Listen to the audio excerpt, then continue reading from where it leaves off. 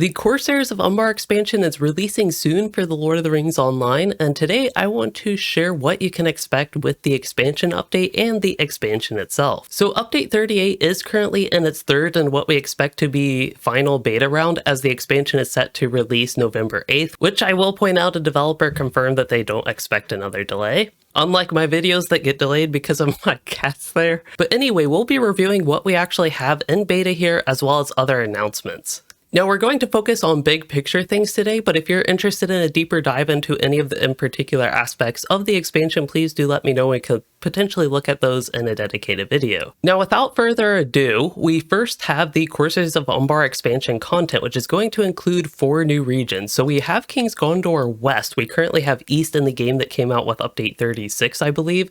So West includes all these areas that we have seen in Central Gondor and Western Gondor, but they're now the King's Gondor Renewed version. And then we also have a new Outer Gondor zone, which is a brand new region that is not a new version of an old place, and this is going to include both Anfilis and Penath Gelen here. And then as we actually finally get sailing to Umbar, yes, it's called Corsairs of Umbar, but we spend a lot of time here still in Gondor. But as we finally get sailing to Umbar, we get to the Shield Isles, and then we eventually get to the city of Umbar. Now they do also point out there are a couple reputation factions here. So we have the renewal of Gondor, as we're still working to renew and restore Gondor after the War of the Ring. But then there's also going to be the actual citizens that are in Umbar Barhabel here. So looking at the map here, we can actually go to the show map and we see that Harad is listed here. We cannot currently zoom to the region of Harad, but we have the Cape of Umbar, which is going to include Umbar Barhabel, which again is just the city of the Corsairs. This does appear to be a partially friendly and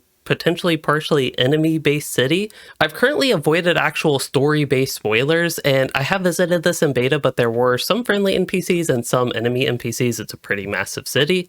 Otherwise, again, this is the Cape of Umbar. And if we move on over to the Shield Isles, this is what the Shield Isles look like. It's between Umbar and Outer Gondor. So there are a bunch of different, very tiny islands, and then a few more major large islands. There are going to be a lot of dock masters for travel in this region, and it looks like little to even no stable masters, actually. Now you can zoom quickly to Outer Gondor and King's Gondor, and compared to the previous betas, it looks like the maps actually work now. So with Outer Gondor, we have both Penath Gelen as well as Anfilis. These are all going to be west of what we used to have in Western Gondor, and then you can port from some of these areas down to the south, which includes Umbar and Shield Isles.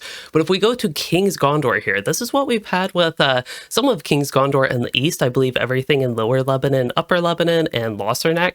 And then the new areas are going to be west of Linhir here, with Dor and Ernil, Ringlow Vale again, Lamedon, Blackroot Vale, all of Western Gondor really. And there are some interesting changes in the Havens of Belfless that might look different. So even though it is all landscape that we have been to, it's going to be the new version post-war, and it's also going to include some minor changes that you'll see in the landscape. We do see in the zoomed in versions of the map that we do have Dol Amroth still, and we have Belfless, we also have Lamedon, Blackroot Vale, all this sort of stuff. These are all the new versions.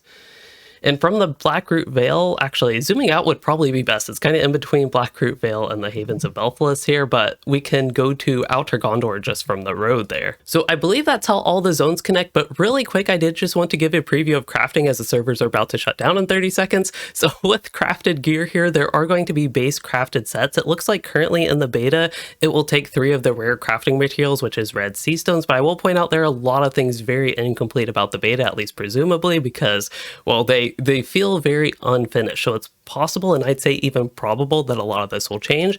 Compared to the previous beta round, we also had level 150 craftable armor just by default, but this is a huge thing that you can just craft a baseline set of armor, starter armor really, level 141, with the expansion, and it will also include some of the new works to stat and essences that they are doing that we'll get to in a minute. I just wanted to quickly cover this again as the servers are closing in a few seconds. Anyway, what this armor actually looks like is it has vitality and then secondary stats, and then you'll have your primary essence, which will give you might, agility, will, whatever you want to pick out of that, and then you also get, it looks like, a basic essence there, which I believe should be any. And then there's also going to be a vitality essence, as we'll get to, but it doesn't look like any of these particular pieces of armor have that. So these are going to be some different ways that your gear is going to be a little bit more flexible in Umbar. I think it's a really interesting topic, and I think there's a lot of potential with this new system with the way essences work, even if it seems like it might be a little bit more upkeep. That part part is a little bit concerning and off-putting to start, but I think there's a lot of potential with this. You might also notice that with gear, the gear itself will have more stat value relative to the essences, so essences should carry less weight in your overall gear performance for your character. And I realize you all might be tired of hearing me complain about the limited run times of betas. This one actually didn't run all that short, but in particular the run window, they're always during weekdays and never during weekends. There are reasons other games do beta weekends, and they give me the perfect opportunity to always complain about it because I can barely fit this in the middle of the weekday and hurried basically as fast as possible to get the little recordings that I could actually in the beta client. But anyway, moving on, there's going to be this huge change to legendary items progression coming, and I think this might be one of the big fixes that are necessary to really help the new LI system and its progression moving forward. In particular, I have pointed out a lot in the previous videos. There are two main issues really that I've had with the LI system. First is that they take away from the power of the class. Like, there's so much power for your class and class mechanics within the LI system. I've never really been a big fan of that with the previous LI systems with legacies and this new LI system as well. But I will leave that topic there for now and focus on the other part, which is actually going to be lack of catch-up mechanics. I feel like this new LI system had the huge opportunity for catch-up mechanics and really fell, well, flat short on its face in terms of that. But in the Umbar tier, at least, so this is going to be level 141 plus, your enhancement runes will give you a level up based on their quality. So they will rank up your tracery level based on their quality. So yellow enhancement runes will give you 1 rank, purple will give you 2 ranks, teal will give you 3 ranks, and legendary will give you 4 ranks. Now, it does say in Bulwer 1, we are already on Bulwer 3, but they say that that only applies to the Umbari tier traceries and runes, so I don't know if this is something that they do plan to retroactively apply to all the previous tiers, or if on launch this will only be Umbar tiers, as a heads up. Now, I think this has, again, a lot of potential to be useful as a catch-up mechanic, where maybe late in the expansion it can be relatively easy to get something like legendary runes to quickly boost up your tracery item levels to catch up to people who have been playing the expansion the whole time. Maybe it will still take a little bit of effort, but this is a common thing in MMOs to have catch-up mechanics late in the expansion cycle. So we will see where that goes, but I think at the very least this is better than what we currently have, and I think it's very exciting for the future. Now, I have already hinted a little bit about the main stat changes and the changes to essences, so actually before we get to the main stat changes, I think it's important to cover essences. So essences are going to be split into 3 slots. We now have primary essence slot, vital essence slot, and regular essence slot. There is a little bit more detail here in the discussion thread, I believe. I actually don't know where the discussion thread went, so we'll have to thank Asylum here for having this quote of the original post on this rework. So primary essence slots, those are going to be the ones with main stats. So you have might, agility, and will, and you can put in whichever essence you want that fits your character. Typically, you're just going to put in your main stat. But as we'll see with the stat update, you actually do get benefit from any of the main stats no matter what your class is. Of course, you get the most benefit from your main stat, but you still do get actually a small benefit from the other stats. So for example, with Warden, you will get a small benefit from might and will. But moving on for the second type of essence slot, this is going to be vitality, fate, morale, or power. And it looks like one of the goals with this is for the Beorning and perhaps any future classes that don't have power, is that you will not actually be stuck with the power related stats for your character. Now, I will say within the stat revamp itself, unless something has changed or will change when the full update comes out, fate was basically a useless stat that was only related to power on any of the classes I checked. Perhaps there is something different there for Beorning, but that is just something as a heads up. It seems like fate will be turned into an even less useful stat than it currently is, again, unless something changes. And then finally, we do have the regular essence slots. So these are the pretty standard ones that we currently have now, and presumably they'll add fancy specific ones like necklace essence slots that take certain class essences and things like that. But we'll have to wait to find out to be sure, but they do just say this is standard gear essences, and it's pretty similar to what we have now. Now, something that is pretty important with this is going to be the essence values, and the essence values in general are going to be reduced. So as I mentioned earlier, the raw stat values on gear will be relatively higher weighted than your essence values. Personally, I think that is a great thing. I think essences are a little bit too dominant right now in the game, and I definitely would not mind seeing their impact minimized more. I think it's still nice to have them though. Okay, but that's been a lot of me rambling on my own thoughts about the new way stats will work and essences as well. So I'm really curious what you all think. Do you all like having essences on gear? Would you prefer to just have no essences? Do you think this will be better than what we have now? Or do you think they could make even more improvements from what there is coming in Umbar? If you have any thoughts, please let me know, but let's go ahead and move on to other big features in the update. Now with crafting, there are a lot of changes, and I've already made some videos dedicated to this topic, in addition to a pretty lengthy segment at the end of my beta preview stream if you're interested in that and actually looking at what we had and some of my general thoughts on crafting.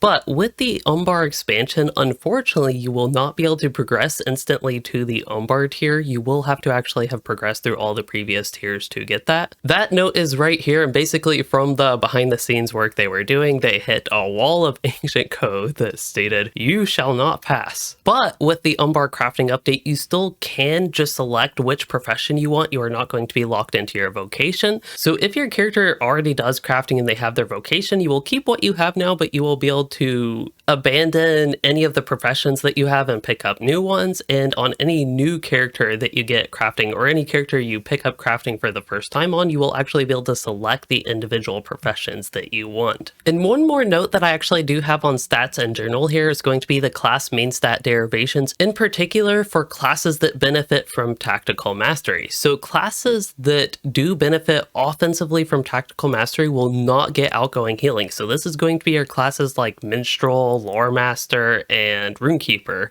off the top of my head at least. And then for classes that don't gain an offensive benefit from tactical mastery, they will get outgoing healing instead of tactical mastery from their main stats. So again, I believe this would, off the top of my head, apply to Captain and Bay Warning. This is something that's fairly important to be aware of, I think, especially for the healing classes that do benefit from the offensive aspects of tactical mastery with Minstrel, Runekeeper, and Lore Master again. But again, that's all just from your main stats. Now, I talked a little bit about the stat revamp and just in general how they will work, but for all classes, you will again get the most benefit out of your main stat. And after a lot of feedback from the players, they have returned that to 3 points of mastery rating from their primary stat, so it should be clear that you get the most offensive benefit out of your main stat, because your main stats will start giving you things like critical rating and finesse as well, in addition to the mastery rating. Otherwise, there are a few class changes, but I actually want to go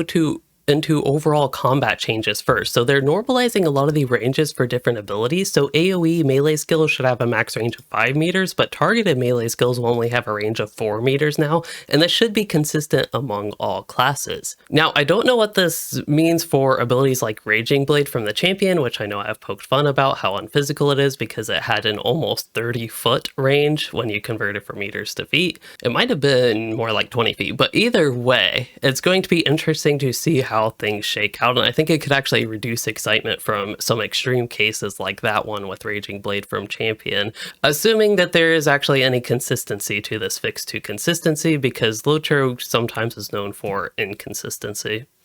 Anyway, the good news about this is that the harmful ground effects that you see throughout the game, those have been reduced in size. I feel like LOTRO has a really big puddle issue going on, especially if you try to run with landscape difficulty or higher tier delvings, and then a lot of the recent higher tier instances even have had, to me, what I consider to be unfun puddle mechanics. It's a relatively small part, but it is a contributor into why I haven't played as much in-game the past little bit in LOTRO. It's really unfortunate because there are a lot of things that actually, or a lot of aspects of end-game that I really like in LOTRO, but there are just so many little things that just drive me away from it and have been very annoying lately, if you cannot tell. But hopefully with Umbar that will change. And that actually reminds me, there's this whole other topic about instances. It sounds like a lot of the instance content, so this is going to include 3-man 4-mans, even 6-mans, as well as the raid, which is pretty usual. Sounds like a lot of these will be delayed quite a bit from the actual expansion launch, and there won't be any new Umbar group content. Presumably, if Standing Stone Games actually remembers that they have all these systems in place, then we will have delvings available for level 150 with Numinos, Great Barrow, their school and library, as well as presumably Umbar missions. But that is something that I forgot to mention earlier and just reminded myself of, so I think it is important to know as you are preparing for Umbar. Now, for other class changes, there are, based on my preview of this, relatively minor changes. I haven't seen anything too particularly significant, but as usual, you can expect some class changes coming in the expansion, and we won't get into too many details on that for the purposes of this video. Now, we're starting to get into the more minor stuff, but I think it really is interesting with this generic monster ranged attack change, and that they will have no minimum distance from players that they are allowed to execute. So enemies can use their ranged attack when they're basically standing on top of you in melee range, which is not what it used to be like. Now, this is a change like way back in the game for actual players for classes like hunters, where there used to be a minimum distance that you had to be from the enemy to use a ranged attack, but they got rid of that a long time ago. But it looks like they're finally getting rid of that for enemies, and I think this could be really interesting in the implications in combat and kiting enemies, as well as some of the, say, annoying behaviors that some of the ranged mobs had that actually made them appear to be somewhat smart in combat as opposed to your typical mob. So I don't know, I just thought this one could be interesting, even if it seems very minor. It could have some interesting implications, I think, in landscape content, really. And the final thing to actually point out is going to be a graphics improvement. Now, you all might have seen, and maybe I should make a video on this, that LOTRO Remastered was cancelled by EG7, but was it really canceled? That's the question I'm going to pose right now. And that's basically what the video would be on. So let me know if you're interested in that. But with this graphics improvement, they are changing the dynamic shadows for DX10. They're changing very high to be high, and now very high will have some new improvements. So in particular, the distance that shadows are rendered is going to be increased to bridge the gap between what they have as dynamic shadows and far view baked shadow maps. And then you'll also see that terrain is going to be added to the shadow casters list, which I think could be interesting in how that looks, especially in the distance. And then they're also increasing shadow map resolution to reduce pixelization. Unfortunately, with the beta servers down, I haven't really been able to look into this too much, and if this was in the first bull round, which it looks like it based on the white text, I honestly don't really remember noticing any difference, but I had very limited time to actually do that preview, and I was mainly focused on just exploring the landscape. And with that, that is what you can expect for the big picture things to come in Update 38 Corsairs of Umbar for LOTRO. Again, there are a lot more details, especially what we actually had in the beta patch notes, but it being beta, I didn't really want to get stuck in the details when a lot of that could potentially change, and again, a lot of it appeared to be unfinished from what we could at least expect a finished product to look like with the full expansion launch, which again is scheduled for November 8th. And again, Standing Stone Games developers did mention they don't plan another delay, but we all know how plans go sometimes. Either way, I know I've been stuck in Moria a lot lately, but I'm really looking forward to the Umbar expansion, and let me know your thoughts and if you're excited as well. If you enjoyed this video, don't forget to like and subscribe, and thanks for watching, everyone.